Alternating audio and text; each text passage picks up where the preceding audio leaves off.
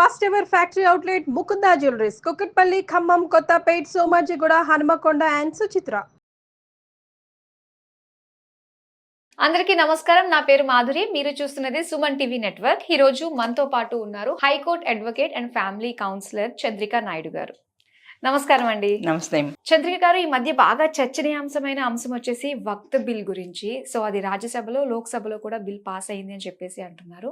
అయితే ఇందులో అమెండ్మెంట్స్ కొత్తగా చేర్చారు కాబట్టి ఇవి ఎలా ఉండబోతున్నాయి, దీనివల్ల ఎవరికైనా అగైనెస్ట్ గా ఉన్నారా దీనివల్ల అన్నది తెలుసుకోవాలనుకుంటున్నామండి. వక్త్ బోర్డు వల్ల చాలా మంది నష్టం అయితే జరిగింది. ఇన్ని సంవత్సరాల నుంచి మనకు చాలా నష్టం జరిగింది. ఓకే, ఎవరు బాధపడుతున్నారు అని అడిగారు. దానికి కొంచెం ఆన్సర్ చెప్తాను. అసదుద్దీన్ ఓవైసీ లాంటి ల్యాండ్ లార్డ్స్ బాధపడుతున్నారు. ఓహో, ఓకే, కామన్గా మిడిల్ క్లాస్, లోయర్ మిడిల్ క్లాస్లో ఉన్న ముస్లిమ్స్ ఎవ్వరూ బాధపడట్లేదు. ఓకేనా? ఎందుకు అంటే ఈ వక్త్ బోర్డు ఏదైతే ఫామ్ చేశారో అది మొత్తం కొంతమంది ముస్లిం పెద్దల చేతిలోనే ఉంది. వాళ్ళు మాత్రమే దాన్ని ఆర్గనైజ్ చేస్తున్నారు. వాళ్ళ కంట్రోల్లోనే ఆ ఫండింగ్ కానీ, ఆ ల్యాండ్స్ కానీ, దానిలో ఉన్న బిల్డింగ్స్ కానీ ఉన్నాయి. ఓకే, వాళ్ళకి నచ్చిన వాళ్ళకి ఇస్తారు, నచ్చని వాళ్ళకి ఇవ్వరు. నిజంగా అది ఎవరికైతే అవసరమో వాళ్ళకి ఎలాంటి బెనిఫిట్ ఈ వక్త్ బోర్డు వల్ల జరగల ఇన్ని సంవత్సరాలు. అసలు ఈ వక్త్ బోర్డు ఎలా ఫామ్ అయింది అని మాట్లాడుకుంటే, ఇది అల్లా పేరిట ముస్లిమ్స్ దానం చేస్తారు. వాళ్ళ సంపాదనలో కానీ, లేదు వాళ్ళ ఆస్తి మొత్తం కానీ, లేదు వాళ్ళకి వారసులు లేకపోతే దాన్ని వక్త్కి ఇస్తారు. వక్త్ మీన్స్ ఇట్ గివ్స్ టు అల్లా. అల్లాకి మాత్రమే ఇస్తారు.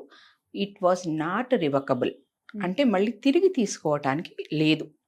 ఇప్పుడు నేను నా జీవితంలో సంపాదించిన సంపాదన అంతా నేను గనక వక్త్కి ఇస్తే, నేను బతుకుండగా ఇచ్చాను, నాకు ఏదన్నా కష్టం వస్తే మళ్ళీ అది తిరిగి తీసుకోవటానికి నాకు ఎలాంటి హక్కు లేదు. ఓకే, అంటే వన్స్ వక్త్కి ఇచ్చిన ల్యాండ్ కానీ, ప్రాపర్టీ కానీ, ఏదైనా సరే అది విశ్వం అంతం అవటంతోటే అంతమవుతుంది తప్ప అది మళ్ళీ మనం తిరిగి తీసుకోవటానికి ఎలాంటి హక్కు లేదు. దానిని వక్త్ ల్యాండ్ అని అంటాం, ఆర్ వక్త్ బోర్డ్ అంటాం. ఓకే, ఇవన్నీ ఇదివరకు చిన్న చిన్నగా ఉండేవి. ఓకే, దీన్నంతా బ్రిటిష్ గవర్నమెంట్ ఒక బోర్డు లాగా ఫామ్ చేసి, దానికి కూడా ముస్లిమ్సే ఆ బ్రిటిష్ గవర్నమెంట్ దగ్గరికి వెళ్ళి వాళ్ళని రిక్వెస్ట్ చేశారు, ఒక బోర్డు లాగా ఫామ్ చేయండి, దానివల్ల మేము మా మతానికి సంబంధించిన మదర్సాలను కానివ్వండి, ఖబరస్థానాలను కానివ్వండి, లేదు మా మసీదులు కానివ్వండి, లేదు మాలో ఉన్న కొంత పేదవాళ్ళకి కానివ్వండి, మేము ఉపయోగపడే విషయాలను మేము చూసుకుంటాము. ఒక బోర్డు ఉంటే ఆ బోర్డు ద్వారా ఇవన్నీ ఈజీగా చేయొచ్చు అనే ఉద్దేశంతో అడిగితే, at the time of British rulers వాళ్ళు దీన్ని ఫామ్ చేశారు. అప్రాక్సిమేట్లీ 1919 ఆ 1918 రఫ్లీ ఆ 2 yearsలోనే ఈ వక్త్ బోర్డు అనేది ఫామ్ అయింది. ఓకే, అక్కడి నుంచి దానిలో ఏదైతే ఈ ప్రాపర్టీస్ యాడ్ ఆన్ అవుతూనే వస్తున్నాయి, అదంతా జరుగుతుంది. At the time of independence Pakistan ఎందుకు డివైడ్ అయింది ఇండియా నుంచి? Religious purpose. అవునా? అంటే ముస్లిమ్స్ అందరూ అటు వెళ్ళేటట్లు, హిందువులు ఇటు వచ్చేటట్లు. మన హిందూ ధర్మంలో ఏముంది? ఎదుటి వాళ్ళని ప్రేమించండి, వాళ్ళ మంచి కోరండి అని ఉంటుంది. అఫ్ కోర్స్ ఏ మతంలోనైనా అదే ఉంటుంది. ఓకే, కానీ మన వాళ్ళు ఎక్కువగా నమ్ముతాం, కర్మ సిద్ధాంతాన్ని మనం నమ్ముతాం.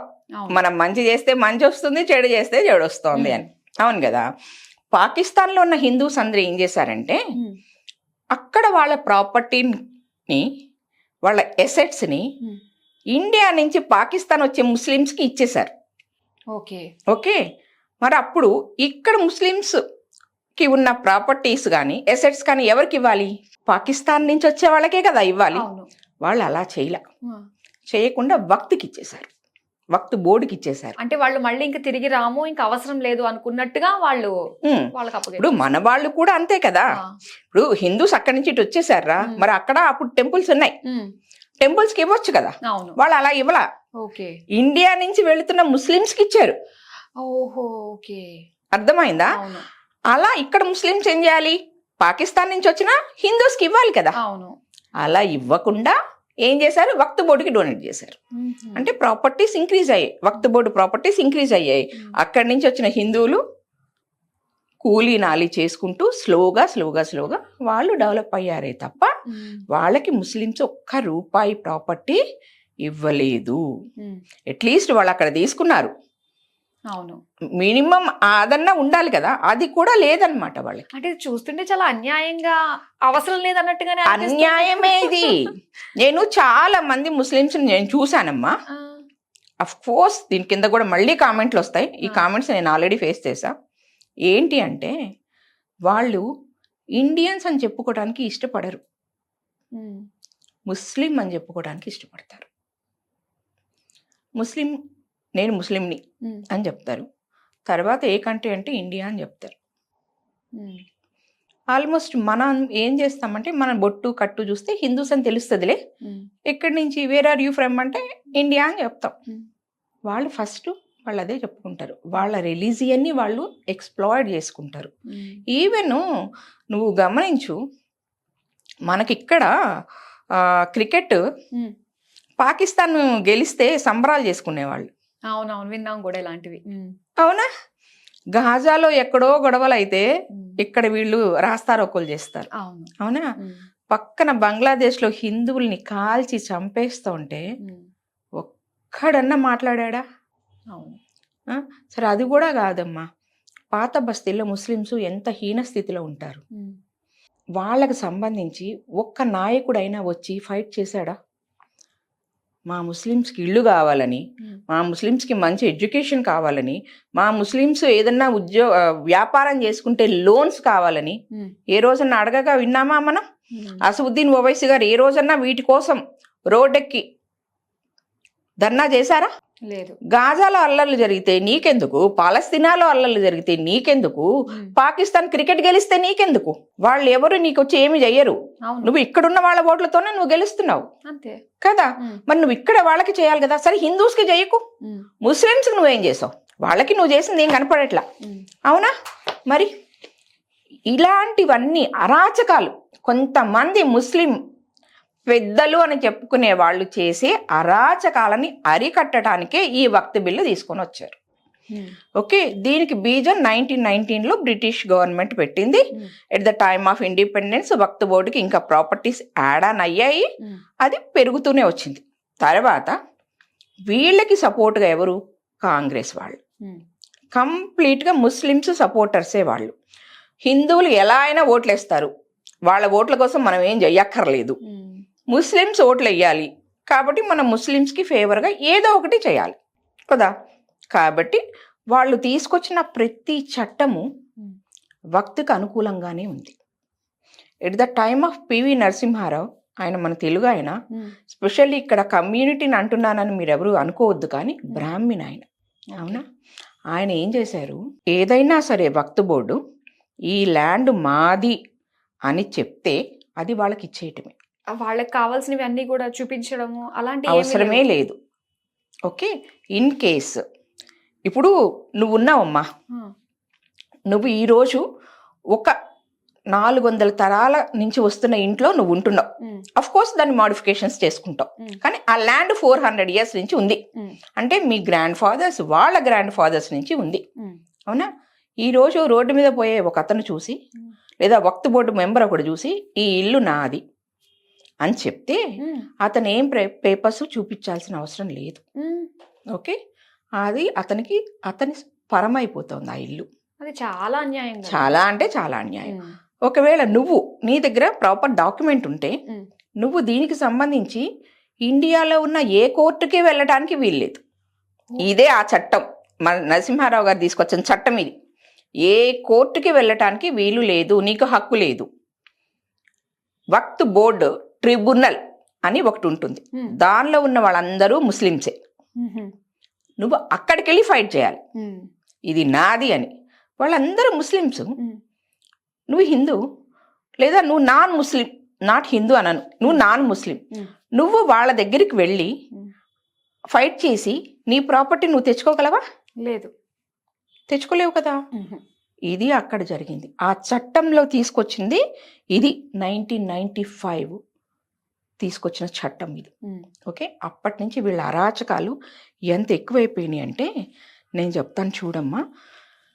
2015 మేలో వీళ్ళవి 3,48,000 ఎకరాలు వక్తు భూమి ఉంటే 2024 జూలైకి 8,73,000 ఎకరాలైంది వాళ్ళ ల్యాండ్. ఇది నాదే అంటే నమ్మాల్సిన అంతే. పరిస్థితే. సెప్టెంబర్ 2022లో తమిళనాడులో తిరుచానూరు అని ఒక డిస్టిక్ ఉందమ్మా. దానిలో ఒక 18 గ్రామాలు ఉన్నాయి, అన్ని హిందూ గ్రామాలే. ఆ 18 హిందూ గ్రామాలు మావే అని చెప్పి వక్త్ బోర్డు తీసేసుకుంది. అవునా? దానిలో 1500 సంవత్సరాల క్రితం ఉన్న ఒక ఓల్డ్ టెంపుల్ ఉంది. అవునా? ఒక్కసారి కామన్ సెన్స్తో ఆలోచిద్దాం. ఇస్లామిక్ వచ్చే మన ఇండియాలోకి గట్టిగా 1000 ఏళ్ళు అవల. అవును. మరి 1500 సంవత్సరాల క్రితం ఉన్న టెంపుల్ వక్త ల్యాండ్ ఎట్లా అయింది? మినిమం కామన్ సెన్స్ అది. అవునా? అవును. మరి ఇవన్నీ అన్యాయాలు, అరాచకాలే కదా. ఖచ్చితంగా ఈ విధంగా జరుగుతూ వస్తూ ఉంటే దీనికి అడ్డుకట్ట వేసే దమ్ము ధైర్యం ఎవ్వరికి లేకుండా పోయింది. ఇది కాక ఇంకా మహారాష్ట్ర, జార్ఖండ్, ఛత్తీస్గఢ్ అని మనకు కొంచెం నార్త్ ఈస్టర్న్ స్టేట్స్ ఉంటాయి. అవి కొంచెం అన్డెవలప్డ్ స్టేట్స్ అంటాం మనము కదా. అక్కడ ఏమవుతుంది, లవ్ జిహాద్ అని మనం వింటున్నాం. ఇది ల్యాండ్ జిహాద్. పల్లెటూళ్ళలోకి వెళ్ళటం, కనపడిన ల్యాండ్ మాది అంటాం, వాళ్ళు తీసేసుకోవటం, ఆ బోర్డు తీసేసుకుంటుంది. ఓకే, మీ ల్యాండ్ మీకు కావాలి అంటే మీ అమ్మాయినిచ్చి మాకు పెళ్లి చేయండి, ఆర్ఎల్సి మీరు మతం మారండి, మీ ల్యాండ్ మీకు ఇస్తాం. Okay, 2 options. నెంబర్ 1, నువ్వు ల్యాండ్ అన్న ఇచ్చేయి మాకు, లేదు అంటే మా మతంలో కన్నా మారు, లేదు అంటే మాకు సంబంధించిన అబ్బాయిలకి మీ అమ్మాయిలని ఇస్తే అంతే. ముస్లిమ్స్లో ఇప్పుడు హిందూస్లో మనం నాన్ హిందూస్ని ఎవరైనా మ్యారేజ్ చేసుకుంటే మనం 2 మతాలని ఒక ఇంట్లో ఉండి వైఫ్ ఒకటి హస్బెండ్ ఒకటి చేస్తారు. ఈవెన్ క్రిస్టియన్స్లో కాదులే, క్రిస్టియన్స్లో కూడా వాళ్ళు మారాలి. ముస్లిమ్స్లో ఖచ్చితంగా మనం ముస్లిం వాళ్ళని మ్యారేజ్ చేసుకోవాలంటే వాళ్ళు మతాన్ని, పేరుని మతాన్ని అన్నిటినీ మార్చుకొని ముస్లింలోకి కన్వర్ట్ అవ్వాల్సిందే. అయితేనే వాళ్ళకి హక్కు వస్తుంది. అవునా? ఇలాగా ల్యాండ్ జిహాద్ జరుగుతోంది. ఇవన్నీ చూసి చూసి విసిగిపోయామన్నమాట. ఎంత అరాచకం అంటే మీకు తెలీదు, హైదరాబాద్లో ఉన్న చాలా కాలనీస్ ఈరోజు వక్త్ బోర్డు ఆధీనంలో ఉన్నాయి. అది ఈరోజు కాలనీ కాదమ్మా, ఇయర్స్ నుంచి ఉన్న కాలనీస్. అవి వక్త్ బోర్డులోకి ఉన్నాయి, వాళ్ళ హ్యాండ్స్లోకి వెళ్ళిపోయాయి. ఇంకొక విషయం ఏంటంటే, ఒక టెంపుల్కి మనం రన్ చేస్తూ ఉంటే ఆ టెంపుల్ మీద వచ్చే ఇన్కమ్కి మనకు హెడ్ ఎవరు? గవర్నమెంట్ ఉంటుంది. అవునా? కానీ వీళ్ళు రన్ చేసే ఈ వక్త్ బోర్డుకి గవర్నమెంట్ వాళ్ళని, వక్త్ బోర్డు మెంబర్స్ని అపాయింట్ చేస్తుంది, వాళ్ళకి శాలరీస్ గవర్నమెంట్ ఇస్తుంది. ఓకే, మన గుళ్ళకు వచ్చే పూజార్లకి వీళ్ళు డబ్బులు ఇవ్వరు. అవునా? ప్లస్ మన గుళ్ళల్లో ఉన్న డబ్బులే వాళ్ళు దొబ్బేస్తారు. వాళ్ళకి రివర్స్, గవర్నమెంట్ అపాయింట్ చేస్తుంది, గవర్నమెంటే శాలరీస్ ఇస్తుంది. ఇంత పెద్ద పీట వేయాల్సిన అవసరం ఏముందంటారు అసలు? ఓట్లు, రాజకీయ నాయకుల స్వార్థం. మెయిన్గా 70 ఏళ్ల చరిత్ర, 75 ఏళ్ల చరిత్ర అని చెప్పుకుంటున్న కాంగ్రెస్ చేసిన అరాచకం హిందువుల విషయంలో, అన్యాయం హిందువుల విషయంలో. నేను ఎప్పుడు అదే చెప్తాను, ఈరోజు ఏం కొత్తగా చెప్పట్లా. ఖాన్ గ్రేస్, ఖాన్ గ్రేస్, కాంగ్రెస్ కాదు, ఖాన్ గ్రేసే అది. కాబట్టి రాజీవ్ గాంధీ ఫాదర్ పేరు ఏంటమ్మా? ఫిరోజ్ ఖాన్. మరి అది కాంగ్రెసా, కాంగ్రెసా? అవునా? ఇవన్నిటికీ అరికట్టాలి, ఈ అరాచకాలని ఆపాలి అని చెప్పే బీజేపీ గవర్నమెంట్ ఈ అమెండ్మెంట్స్ని తీసుకొచ్చింది. మన అదృష్టం ఏంటి అంటే ఫుల్ మెజారిటీ లేకపోవటం అనేది మన అదృష్టం కాదులే, సారీ, వాళ్ళ అదృష్టం ఏంటంటే బీజేపీకి ఫుల్ మెజారిటీ లేదు. ఫుల్ మెజారిటీ ఉంటే అసలు ఈ బిల్లునే నులిఫై చేసేసేది. ఓహో. ఫుల్ మెజారిటీ లేక కాస్త తెలుగుదేశంవి ఇట్లా కొంతమంది సపోర్ట్ తీసుకోవటం వల్ల అమెండ్మెంట్స్ చేశారు.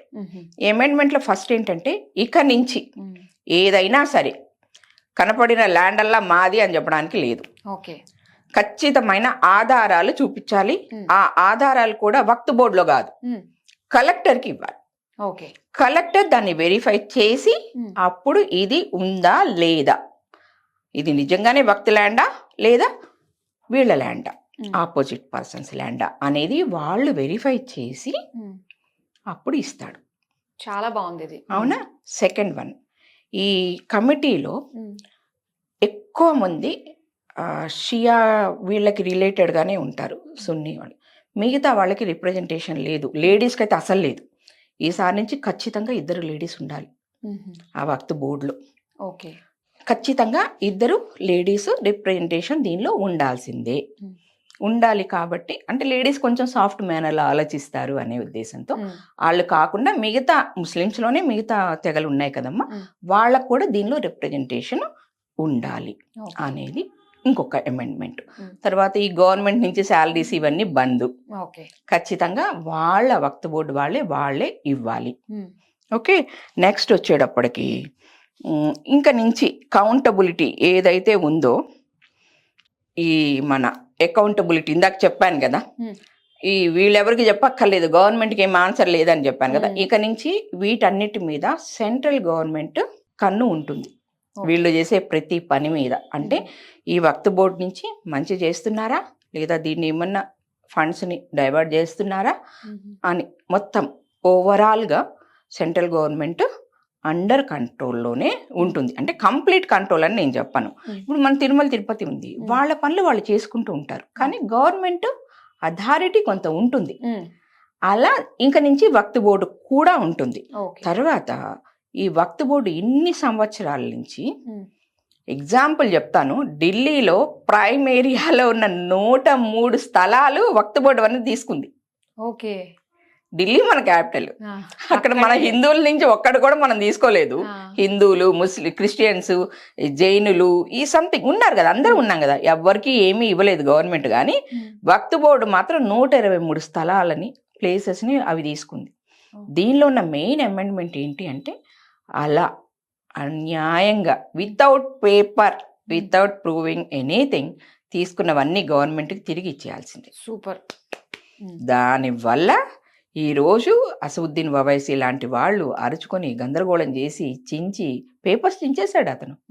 ఆ బిల్లు పేపర్స్ ఏం చేయలేక చించేసిన నష్టమేం లేదులే. కానీ సామాన్యుడు కూడా ఇది తప్పు కదా అని ఈజీగా గ్రహించి వాళ్ళందరూ హర్షం వ్యక్తం చేస్తున్నారా.